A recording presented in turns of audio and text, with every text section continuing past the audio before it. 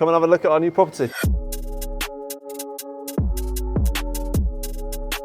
Welcome in. So this is a 8-bed HMO, all en suites. Just been basically back to brick, full refurb. Yeah. Everything is brand spanking new, isn't it? Yeah, kitchenettes in each room, everything brand new, large communal room, and this is going to be for a supported living provider with, is it 6 or 7 service users? 7 service users. Check the skylight. Yeah, I love that. Yeah, so it'll be used for Ofsted supported accommodation, and there'll be about 7 children in here and 1 member of staff constantly, and then probably another floating staff as well. Yeah, in a night. 5-year deal, fixed, no break clauses. Yeah, good deal. You had to furnish it? Well, you didn't furnish it. No, You so put it in here, didn't you? yeah, so when we originally showed the provider around, there's 4 built-in beds, which you'll see in a minute, but they wanted the additional furniture because the rent is high on this one. So they were like, could you get us 4 beds, mirrors in every room? They wanted a fridge freezer in every room, which we got them as well, and then they wanted a communal sofa. So it wasn't much skin off our nose. We went half with the developers and got it done, didn't we? So I think it cost us probably like 1,500 to £2,000 for that. They want the service users to have a bit more independent living. So the kitchenettes are in there, the microwaves, fridge freezers and that sort of thing. So this fits really well with what they're planning on doing. Yeah. Yeah, I love the spec. Brilliant spec. Yeah, it's really nice. Like I say, everything's brand new. They've really gone to town on it, really nice. So this is, like Dan said, 8-bed HMO, bathroom in there, but it's licensed for couples in each room as well. So another cool feature, got a bit of balcony space out there. So one of the bedrooms, these are the beds that were built, purposely built. Yeah, kitchenettes, en suites. This is one of the smallest ones, but still a decent size. Sash windows. Room 2. This is room 2. After you, mate. So we actually came in and built the flat pack as well, which was an absolute disaster. Because me and James, it's been a long time since we've done any of that, because usually properties we take on, we don't need to do anything. Yeah. Whereas this time we mucked in, didn't we? Helped the landlords get the furniture together. Mate, look at my blister. Look at that. That is graft. That is real. That is real, mate. That's not passive income. That is real. Yeah. So same again, same layout. We put these fridges in as well. They got the microwaves. It still hurts. That hand hasn't seen a screwdriver in years, has it? No, it don't want to either. right there. Yeah. Yeah, we are like right in the centre of town, which we did think would be a potential put off. Yeah. But obviously we got the provider around and they said, no, we can make it work. It's a great area for us. So they loved it. Yeah, they do. How did you come across it? So we've been trying to work with these developers for a while. We viewed multiple properties that they had going on, months ago? 6 months ago? Yeah, about that, yeah. Which were some flats, and we were trying to find them a company tenant for that as well, if we couldn't take it on. And then we just kept in contact with them constantly, didn't we? And then eventually something did come up. We viewed this property when it was basically a building site about two months ago. We were trying to find a provider for a while for them, weren't we? But we couldn't find anything. And the provider we finally did get in are a company that we've worked with on multiple other occasions. And we actually had another property just agreed with them, but they messaged us probably 2 weeks ago and saying, can we have this property? Because we posted a walkthrough on our WhatsApp group, which we've got all of our providers in, and they said, oh, we love that, but they'd already agreed on the other one. So then they eventually come back and said, oh, can we actually swap it? Can we go for this one instead? And landlord on the other one was really dragging their heels. There was still works to be done. We were meant to have a start date at the 1st, but the work's still not been done now. Yeah, you completed on this one on Christmas Eve, didn't you? Yeah, so the lease actually starts tomorrow. Yeah. But yeah. We wanted to get one more done before the year was out. Yeah. That was our main goal, wasn't it? Yeah. In leading up to the last couple of months. Taking on 10 this year? Or you at 10? We're at 10 total now. Yeah, we've taken on 4, 5? I think 5, yeah. 5 this year, yeah. But bearing in mind, at the start of the year, we was holding out for properties in Coventry.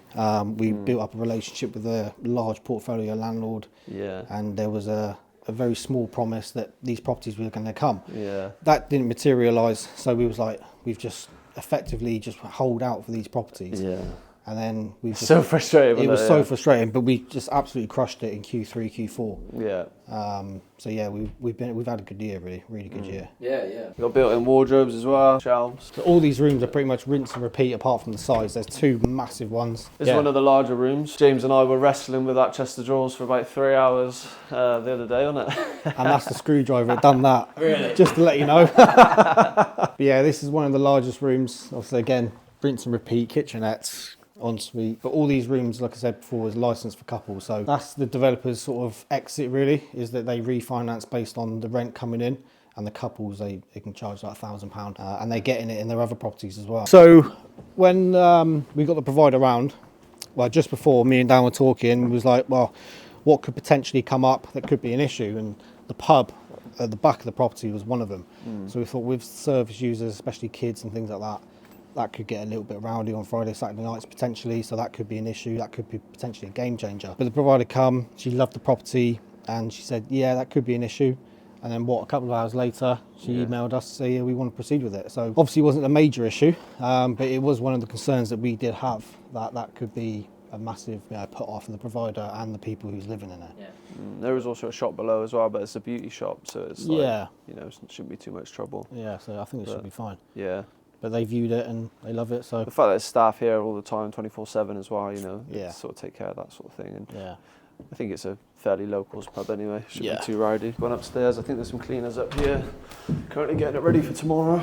So their lease starts tomorrow, but they are still on holiday, the woman that deals with sort of property acquisition, so they're going to be getting the keys later on next week. Yeah. And I'll be on holiday again, so James will be doing handover. Shock. Of course he is. Shock. Of course he is. James has got to be on holiday for one of our key collections Yeah. at some point. Yeah, it'd be nice. So yeah, same again. Obviously, kitchenettes. Yeah. The provider did mention about potentially removing these, depending on who they get for the room, but we'll see. It'd be a shame to remove it, because then there'd just be a bit of an empty space, but we've already let the developers know, and I think their they're fine main with it. issue around it was they wanted the service users to come downstairs and be more in a sort of gathering, socialising thing. Yeah, Yeah. Instead social of- housing. yeah, there you go. Yeah, exactly that, yeah. That's the only reason why they didn't want it, but it's in there, isn't it? So Yeah. it's a nice feature to have. Is the other room exactly the same? as well? Exactly, Yeah, that there's two was other a bit rooms. bigger. That one's smaller, and then that one's the biggest one probably. Yeah. Yeah. Room 8 is the biggest one, I think, isn't it? Yeah, this is a good sized room as well. And that is the first one for 2026. Yeah, Happy New definitely. Year. Yeah, started off well. So Yeah. like I said, we want to get to 10 units, 20 units in total this year. That's our aim, that's our goal. But we got a lot more properties than providers at the moment, so I think our main focus really is moving in other areas, getting that list of providers back up, and start offloading these properties, isn't it? Yeah, it gets to that point where finding the properties is the easiest part. It's developing relationships with providers, reliable providers that can move quickly, and having enough of them, because this provider that's taken this one on, we've done at least 4 deals for them now, and it's like we've effectively tripled the size of their business, if not Easy. definitely doubled. Yeah, easy. So they want to slow down a bit now, sit on it, let it grow, stabilise, as all businesses go through a growth phase and then stabilisation. So that's what they're going to be doing, I think, for the most part of this year. So it's going to push us to find and partner with more providers as well, isn't it? Yeah, definitely. So yeah, that's the plan for the new year. How was the deal done? As in, how did the negotiation go? How quickly? Yeah, When did it happen? It was very quick. It was really quick, yeah. Like we mentioned before, there was another property this provider wanted. Showed them around, but there was a lot of work that needs to be done. As Dan mentioned before, we had this property advertised on our WhatsApp group where we got all our providers. It was on there for a couple of weeks, wasn't it? A few weeks? When we first viewed it, we posted it unfinished, didn't we? Yeah, it was a bit of a building site, but you could see the potential that it had in it. Yeah. So it was sat there for ages, and then we come back round again, and then we took a video walk around the pictures as it is now. Put it back on the group. Still never really had much demand on it, but the rent was so high.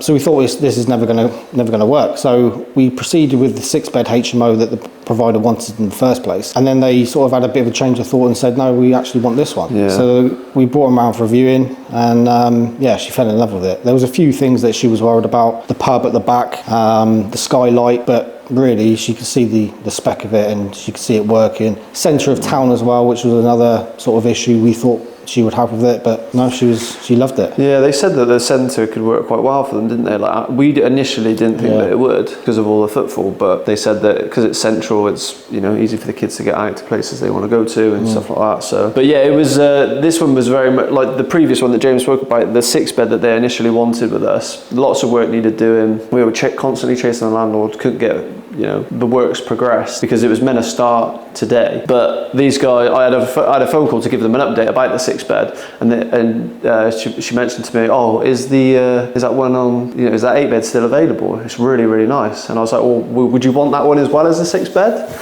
Because I was trying to get 2 deals done. She's like, oh no, I don't think so.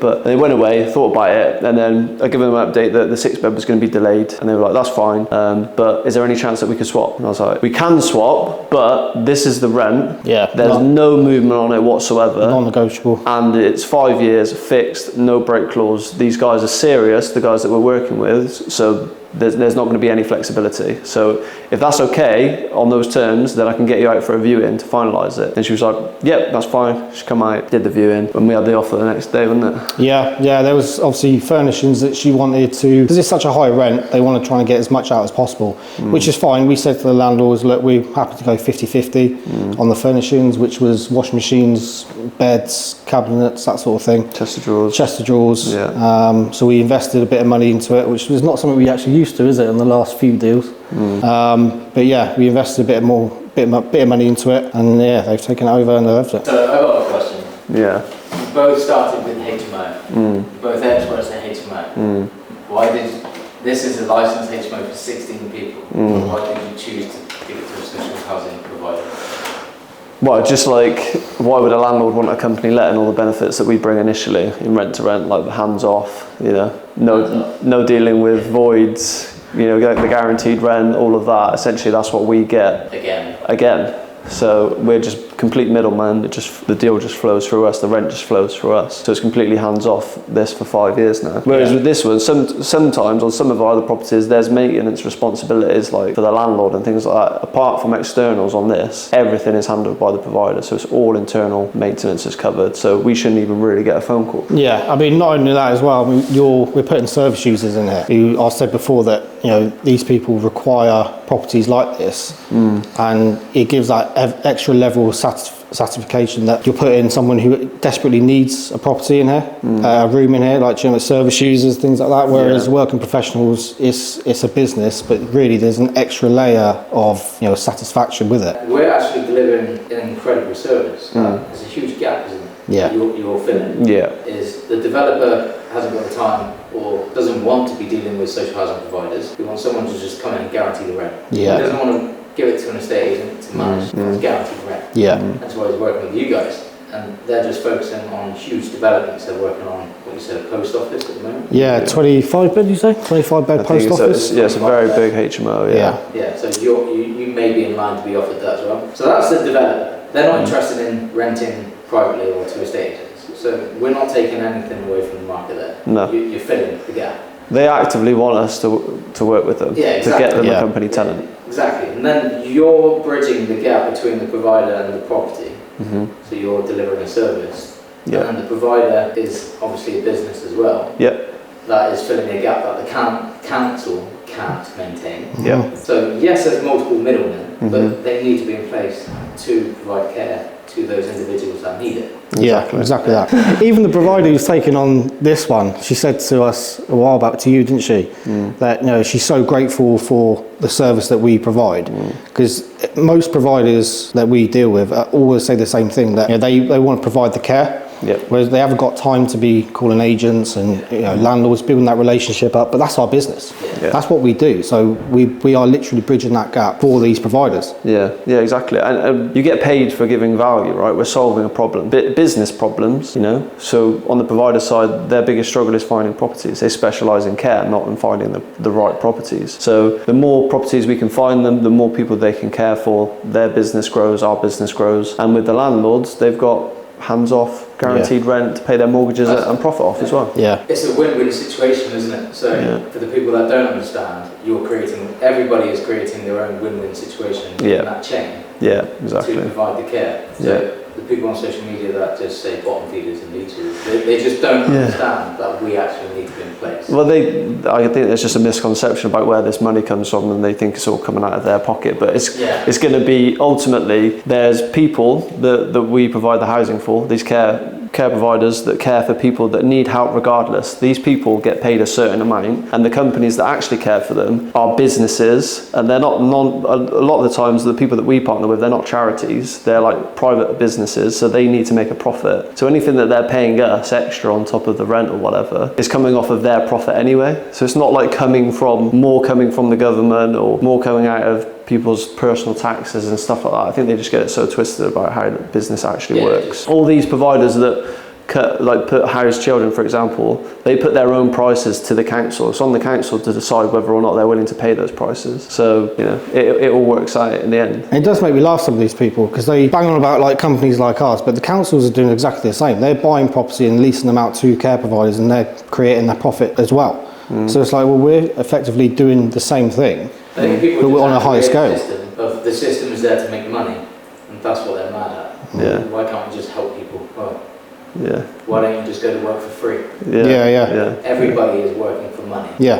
It's life. Used as a tool. Yeah. If your boss was to turn around to you and say, you know, you love it here so much, why don't you work for free? Yeah. You would not work for free. Exactly, yeah. And we've always been open and transparent with everyone we've worked with to say, look, this is our business model. Yeah. You know, there's two models. We can either, we add a margin on top of it, a back-to-back lease, or we can source it onto you. In that case, it's X amount that we charge. My business can be seen as very unethical, like the coaching business, but I think it's the most ethical coaching business in the UK by far. You know, look at you boys. Yeah. I'm still here 2 years later. Yeah. You guys are killing it. That's it. There's many other examples. I sleep very well. Yeah. As long as we're operating ethically and we're delivering an amazing service, what's wrong with that? Exactly, yeah. Just creating value. You've got to do that in life. That's the value exchange, isn't it? You're going to get paid for the value that you bring to the marketplace. And as long as you're doing it and it sits well with you and you're actually solving problems for people and businesses, then why shouldn't you be rewarded for your time and efforts? Yeah, and have fun. Yeah. I loved coming to see you guys. Like going to my student properties is my kind of passion.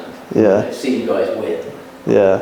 And make money by solving a problem. But it's not just that, it's the end user that you get to see. Yeah. Like I've just made an Airbnb live, and the very first guests arrived 10 minutes early and we were just leaving. But I was quite glad we did bump into them. Brand new, just on live, they're the first guests. And you know, I've been just popping back there to maintain the hot tub, and they're loving it. Yeah. They're like, we love it here. They're probably going to book next Christmas. Nice. Before they leave. Yeah. And for me, it's like, I create this space. Yeah. Me and my family create this property that people can just stay. Yeah, and build memories in. Yeah. Yeah, it's nice. But they're loving it, and it's just that kind of satisfaction, isn't it? Yeah, and exactly what we get with what we do is the satisfaction of we know who's going to be living in here, and we know what joy that can bring them.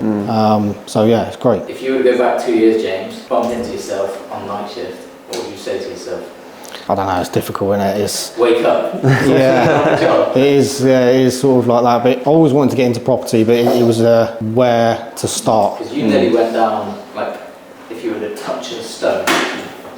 Correct. A stone route. Yeah, correct. Why didn't you go down that route? Correct. I had done a 2-day online seminar, whatever it was called. And then at the end of it was all upselling.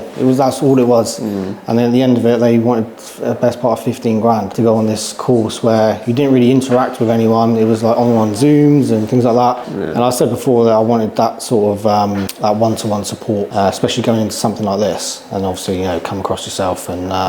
It all kicked off from there 2 years ago. Seems a lot longer than that, but you've done a lot since. We've done a hell of a lot, and like I said, think about it, you've done a deal on average every 2 to 3 months. Yeah, it works out like that, doesn't it? The last 4 months, it's been 4 or 5 months. It's been relentless, hasn't it? Yeah, it's been a lot. The first part of the year was really quiet. We was waiting for a few things to come in that didn't materialise. But yeah, the last sort of Q3, Q4, it's really sort of taken off. And we've hit our goal this year. We're going to hit this year's goal, last year's goal, this year's goal. We want to get to 20 units, scale the business massively, and we want to become a provider ourselves, which we think is the next logical step from what we're doing now. So we're already in discussions with a few people who we want to do essentially what they're doing. We can provide the properties. We've got that relationship with the landlords and the agents. So yeah, it's just about becoming a provider ourselves and doing what they're doing, but just providing that service, that property service. Having that plan though, going into 2026, you joined me in 2024. Yeah. That plan. Yeah, I know.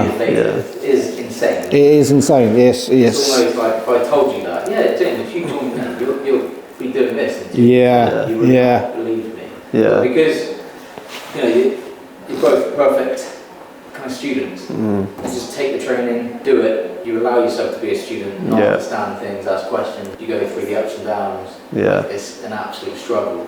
But you know it's worth it. So there was people in front of you that you could see. That's it. You just got to stick with it. It's just consistency. Yeah, 100%. Yeah. And I think the thing I love about rent to rent is it's just like the perfect business model to get started in, because you never know what it's going to lead to. Like I joined for HMO, and now we're doing social housing, and now we're talking about becoming a provider. It's like you just evolve over time, and it's the whole personal development side of it as well. It's not just the actual business. It's like mindset. You have to change massively as a person. Mindset is incredible, and everyone just, I think, glazes over mindset stuff. I think it's vital. You have to become an entrepreneur before you're making money. You have to believe that you're going to make money.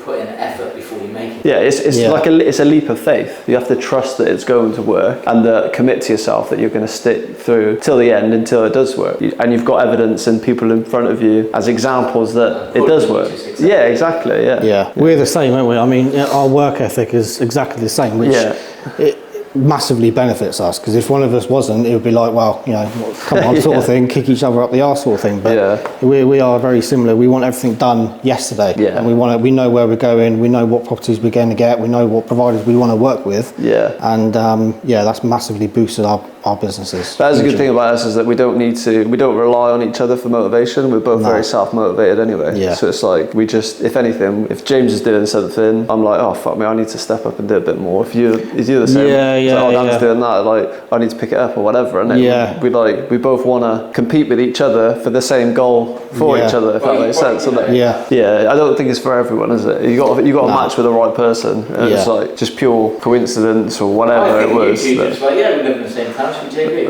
That's pretty much it was like, right, I'm in, I got in. Fancy a coffee, Dan? I'll buy.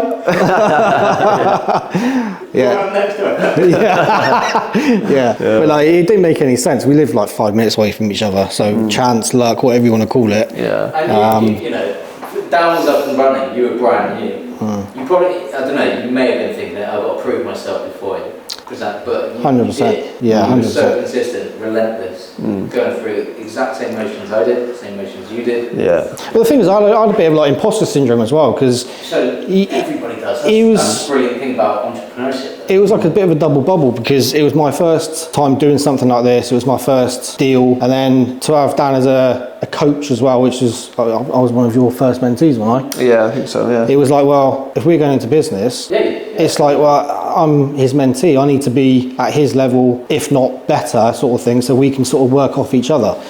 And then it was sort of just all fell into place, didn't it? We had our first deal, and then it's just gone from strength to strength. It was just makes sense. But I mean, it didn't make any sense not for us to do it. And like I say, our work ethic is exactly the same. You know, it's the first thing we think about when we wake up, and the last thing we think about when we go to sleep. So, and that's how I think it should be. If you're going to run a successful business and get to where you want to be obsessed with it.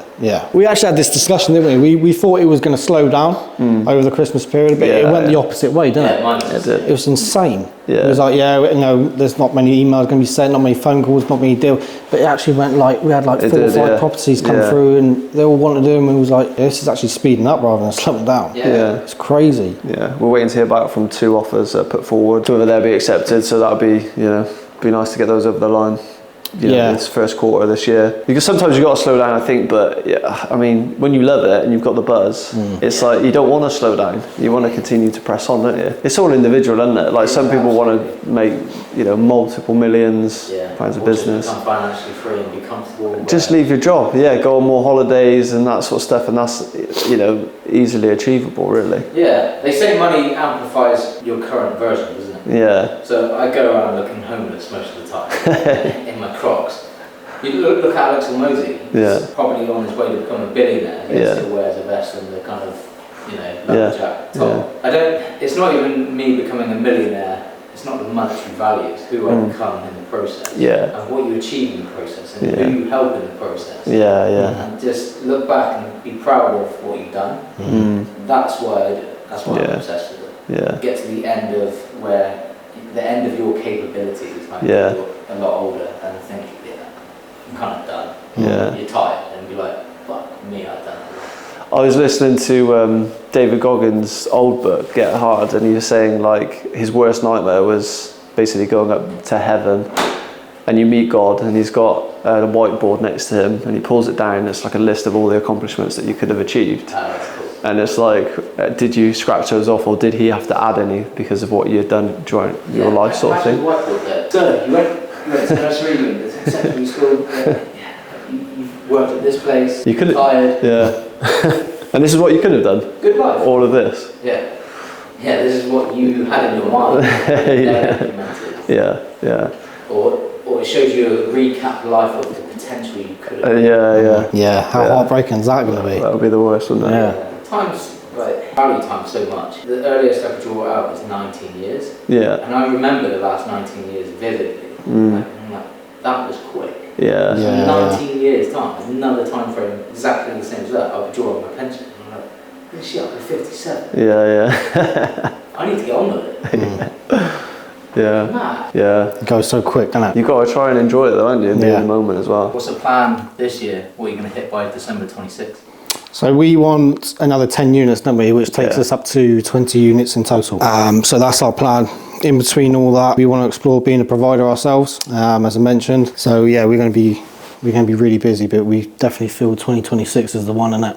Yeah, 100%. I think everything's been building. This year has been building up to this year being like the takeoff. Like I'm full time now. My full focus is going to be this, and we're just going to scale it. I mean, I want 20 units to be our minimum, really. Yeah. If we can get, we want to shoot for more than that. There's no reason why we can't get more. It's just a case of building that provider list up even more, so that all the properties that we're getting, all the referrals from landlords that we're getting, even these guys, like we want to do multiple deals through these guys. These guys are building consistently all the time. If we can be the next step in that cog, they build, we get the tenant. There's no reason why we can't get past 20. The thing is, we've got, four deals in the pipeline now, haven't we? Yeah.